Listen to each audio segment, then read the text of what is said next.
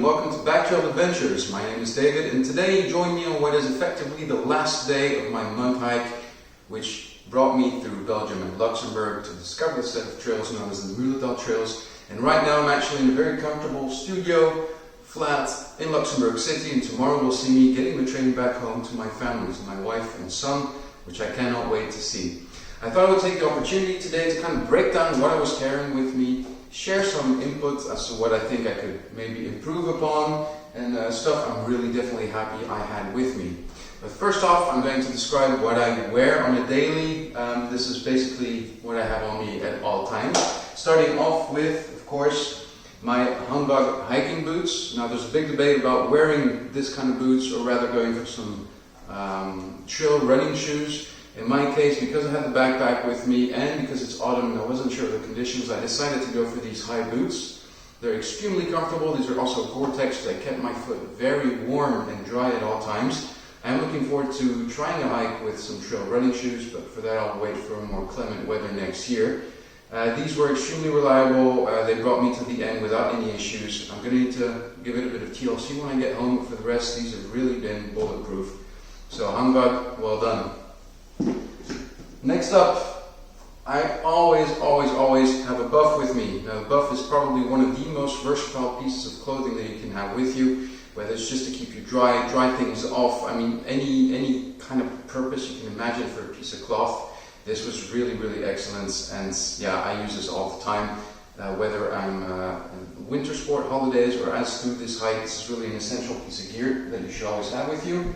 Of course, my Gore-Tex jacket from Arc'teryx, the Beta SL. I have already written a review about this, which I'll be linking to in the description below. This jacket has gotten me through really tough conditions. It's really excellent against both wind and rain, so it has kept me dry.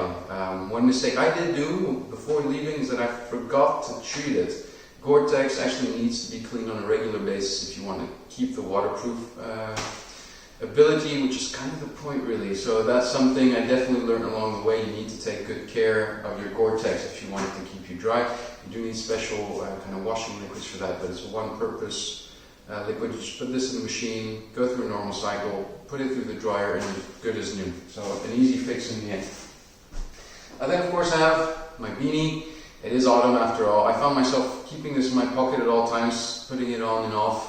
I have also a pair of gloves which are constantly in my backpack once I get to camp. This was a very versatile also piece of gear to have. And finally, this is where my tech side appears. The Jabra 75Ts. These are in-ear wireless earbuds. They're resistant to sweat and to rain. And to be very honest, this was mainly my source of navigation. These would connect via Bluetooth to my telephone. And my phone being always in airplane mode to save battery would still link to the Commute app, which would basically indicate to me when I needed to take a turn on the trail. So it avoided me having to check my phone all the time to see if I was on track or not. These have proven extremely useful, so not only just to listen to some music from time to time, but just to find your way through the woods. As soon as I was off the well-signed trails of Mulidal, these were really essential to getting me where I wanted to go in a timely fashion. So a really good piece of gear. For the rest, Icebreaker merino wool t-shirt. This is the long sleeve one, which I normally would have had at camp. I of course have these really nice pants from Fjallraven, which are called the Kai Pack. The only downside is that they only come in one variant, which is long. I don't have that long of a leg, but I really wanted these because you can cinch these completely tight around your boot, which makes for a really snug fit. So I didn't have any issues while hiking. Of course, my G-Shock Solar Watch, bulletproof. And these socks, which are from a company called Silverlight. These are amazing socks. They don't smell, they keep my feet dry, they're always very comfortable, and I'm really impressed by a pair of socks. Who would have thought? It's not the sexiest of things, but still. I also do have merino wool underwear, but I'm not going to show you those right now. That would be slightly inappropriate. Now, moving on to the pack. I'm going to start with the exterior, move my way in. And the first thing I wanted to show you, and I have discussed this in a prior video, are my walking sticks, which are from a company called Lekki. This is a model called the Kumbu, so Khumbu. They're extremely strong, they're aluminium, they don't weigh much, they're under 500 grams, though this is something I could potentially upgrade in the future as they you do have some lighter options, but for the price and because I wanted to test out if I actually liked hiking with these have saved my ass on plenty of occasion. They do add a lot of stability when you're hiking. I didn't really use them unless I was wearing my pack because of the additional weight. It was really good to be able to kind of delegate some of that weight into these two. But they proved out to be very, very reliable, extremely strong, especially when having to go off course and go hiking up hills or down hills through the forest, like off the beaten path. These were really, really handy. And at the end of a very long day, these were also good at kind of redistributing some of the weight and making sure my knees got some rest. So these are definitely an item to keep with you. I then have here really easy access to my umbrella. Again, I've discussed this in the past, there's a big debate surrounding it. This one is from Sense, it's not a lightweight umbrella, which I would also upgrade or downgrade in terms of weight in the future. This is one many Dutch people will know. This is a storm umbrella. It has a particularly long extension in the back, which I found really cool because that would actually protect my backpack when I was hiking, and it would really allow me to have a really wide field of view while hiking without having my hood up all the time. So definitely something I would bring with me in the future as well. I'm a complete convert, and I would have to say if you're hiking more in the summer months, that the umbrella will also provide you quite a lot of shade. So for those long hikes in the sun, an umbrella would actually be a very good addition to your set. Next up, what do I have? A cleaning rag. Now this is one of those kind of sponge-like rags. This is brilliant. Noticeably because this allowed me to dry my tent before packing it in the morning. Whether it was due to rain or to condensation, this was really invaluable. It doesn't get everything off, it's not a miracle sponge, but it did help me dry the tent to the point where I could pack it and it wouldn't just soak through everything I have. It would help me just to keep the tent and all my materials dry. So that's it for this side. On the other one, normally I would have my tent poles, but they're on the inside right now. A water bottle, this is my spare water bottle. This is what I would always use at camp or to drink during the night or to cook with. Again, I put this in these indications here which allow me to know how much water I'm using. This is especially useful when you're cooking at night. So 100 milliliters per line. Really cool and easy thing for you to do. And opening this up on the outside, I actually have the rest of my rain gear. Now whether these are my rain trousers, also very essential. These are simple, they cost I think 20 or 30 euros from Decathlon. They were bulletproof as well, really good. Of course this is for my backpack, so backpack cover. This one is not waterproof, so I got basically a simple one from Ayacucho, which is a brand from the company called Bever in Amsterdam. And security first, my high visibility cap, which I can see in my backpack for quite a bit, and this is really what I use especially in Belgium when walking through the forest during hunting season or along the roads to be sure that cars could spot me from a mile away. Yeah, security comes first when you're doing that kind of thing. So an essential piece of gear that I was very happy to have. Looking into the top pouch, where you'll find sunglasses, always useful. My day pack, now I did make a video about what I take on a day hike. It would all fit within this bag here. I've been using it on and off even now through Luxembourg, carrying my shopping and the rest. This is a really, really cool, lightweight bag. 40 denier, so water resistant. Not watertight, but good enough. I then have some spare garbage bags, toilet papers in case of emergencies, and easy access to my Spork. This is a long-handled titanium Spork, which I use for all my food, especially when you're using those dried foods. It's really easy with this one to get to the bottom of it to avoid anything clotting up when you're mixing it up. And yeah, lightweight and they're quite cheap. I got this from Amazon probably for under 10 euros. And this thing is amazing. One spoon to rule them all. I then have my navigation. So this is if the GPS fails, I always have a map with me. And I do have a little compass attached to my bag as well, which is very useful. My home keys, and of course my electronics. Now electronics, in this day and age, everyone has them and everyone needs them. I put mine in this really nice Sea to Summit dry bag. I have a whole set of these with my phone charger, a spare charger case. This one's about 10 milliamps I think, so I can charge my phone 3 or 4 times with this. Extra charger and a headlight. This I've used quite a lot as well. This one is a USB-C rechargeable one. And yeah, just essential if you're hiking. This is especially handy in the autumn because it gets dark so early, so you'll be using this a lot more than you think. But this you should always have, including if you're doing Untitled Trail number 2, because to get through some of those stone passages, you're really going to need some source of light to make your way through. So that kind of covers what I have on the outside of my bag. Now let's get inside. First off is a Medkit. Always have a Medkit with you. Paracetamol, I have stuff to clean off my hands. Compeeds, of course, so any kind of second skin you can use if you start developing a blister. I have pincers to remove ticks, and of course basic band-aids and cleaning solutions. Passport, kind of essential. And let me see, Vaseline. This is really good for your feet as well to prevent any blisters from happening. So that's a good set of items to have with you. But now moving into the bag, which you can see is an old school bag. It's a double lace system at the top. First off is my cooking set. So at the top I always put stuff you want to get access to as fast as possible.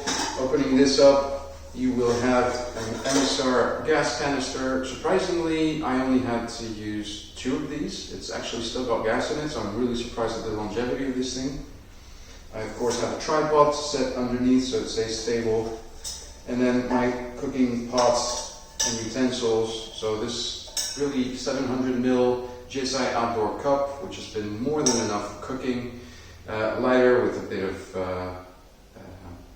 duct tape. Always useful. Pocket Rocket 2.0 as a source of fire, and then a rag and a sponge to keep everything dry and clean. So again, a really simple setup, very lightweight and very efficient. You then have my tent. So again, the MSR Hubba Hubba NX 2-person tent. Looking back, this is probably something I would have changed. I probably would have gone for the 1-person tent just to save on weight, but the 2-person tent does have a lot of space, so I was very, very comfortable on the way. But just looking back at shedding every gram you can, the 1-person tent would have been enough, so that is something I might want to change in the future. Or even go with a pole-less tent, a tarp kind of construction. But again, that's for the future. For the rest, I need to make a complete review of this tent, but I'm extremely happy with it. It's sustaining the travels and putting put up and down almost on a daily basis for months straight, and it's still as good as new. So this is a really cool piece of kit. My clothes bag. Now again, I traveled quite light. This is something I would even reduce further in the future, definitely if I were hiking in the summer. But all in all, I think I got the setup more or less good now, having shipped quite a lot back. You have of course my mid layer, which is an Arc'teryx Atom SL. I've had this jacket for about 5 or 6 years now. These things are incredible. The warm, I know that Arc'teryx has brought out the upgraded version, which I'm keen on having a look at soon. This also has my gloves in, so as soon as I get to camp, it's the first thing I pull out of here is extra layers. So with the shell on the outside, this underneath, I'm always nice and warm, and I don't have to worry about cooling down too fast. Of course, get your dry towel, very handy. A pair of long johns to sleep in. This was really handy on those really cool nights. And then you have an additional 2 pairs of socks. Again, Silverlights, same brand.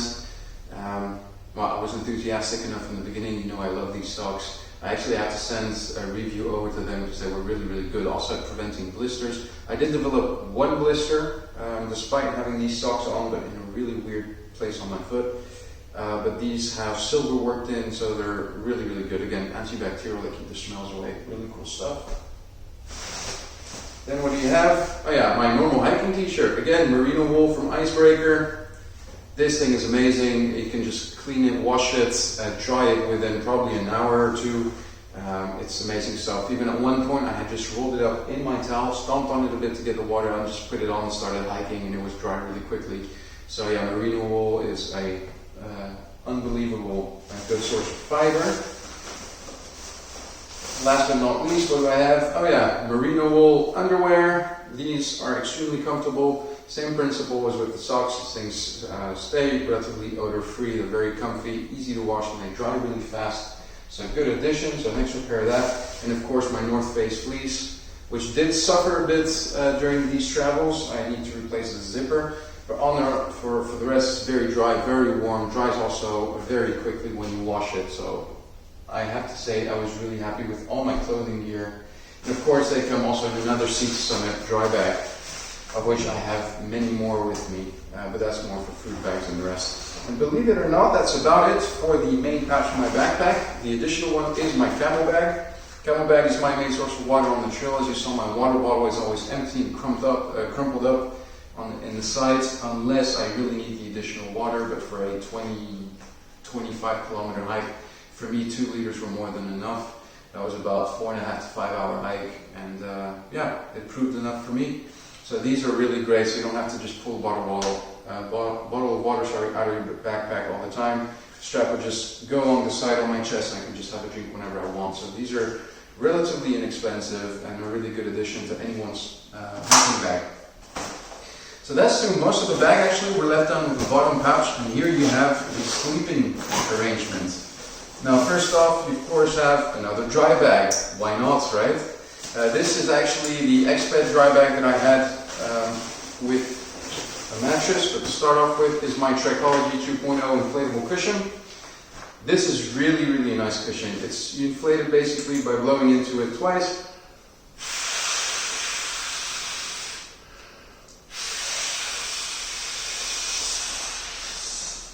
And that's it. Very comfy. It has a strap on the back so you can actually put it around the sleeping mattress so it doesn't move too much. And it's got a really soft touch, so I slept like a baby using this. I'm very happy with it. And finally, I have my, sadly, not original sleeping mat, but another sleeping mat which I have from a Termarest company. If you haven't followed the adventures, on my 3rd or 4th night, my original ultralight sleeping pad from Termarest kind of exploded on me, or rather the internal structure let loose. So instead of having a nice mat, I had a mat which had a massive bubble on one side. So I had to ship it home.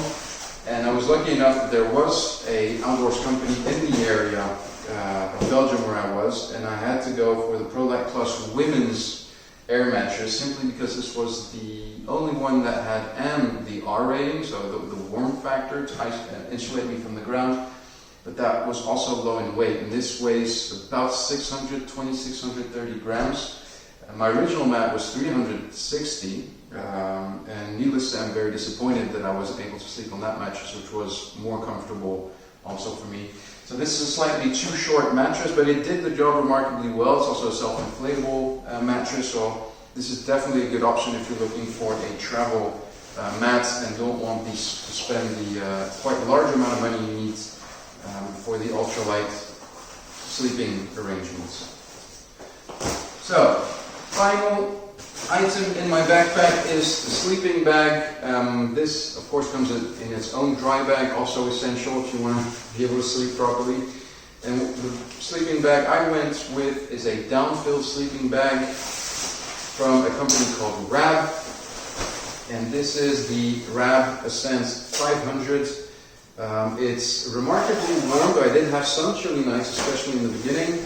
It's got a very handy little pocket over here, which I usually use to store the dry bag in. They say you can put your telephone in there, and I'm sorry to say my phone is too big, so that was a slight disappointment. One of the cool features which I found more useful than I anticipated is the tab on the side, which actually has this fluorescent tab on it. So during the night, you can really always see where it is. Really handy. Extremely warm. One criticism I would have is that when zipping it up, there's nothing preventing it from biting down on the inside, so it keeps blocking when you're trying to pull it up, which was quite annoying, especially on those really chilly nights when the last thing you want to do is fight with the zipper. You just want to stay warm and close it as fast as possible. For the rest, it's extremely comfy. It's not the lightest, it's just above a kilo. But given the warmth and the comfort I had of it, I can't really complain. But this is also possibly something I'd want to upgrade in the future. For now, I'm really, really happy I had it with me. So, looking down at my backpack, I think we've covered most of it. The final thing I have, of course, is some toiletries. Also something I will downgrade. I brought way too much with me. But yeah, sometimes you have to live and learn. So toiletry is also kind of essential along the way. And obviously I would be carrying a lot more with me normally. I also have a food bag, which is another dry bag, which would usually contain 1 kilo to 3 kilos of food, depending on how long I'm going to be hiking for without being able to find a supermarket. Something which happens way more often than you would expect, especially in Luxembourg. So small towns really do not have any point of commerce, so you won't find any cafes or bars or bakeries or even supermarkets. So you do have to be able to anticipate on that thing and be self-reliant, so have everything you need with you, usually a lot of fruits, dried fruits, and again, you will find some fruit trees along the way in autumn, which was a really good bonus, but you need, again, to be very self-reliant. So I think that's it for me today. Thank you very much for watching. If you have any questions or any comments, be sure to leave a message below. And yeah, I hope you're happy and that you're staying healthy, and I look forward to seeing you on the trails. Take care.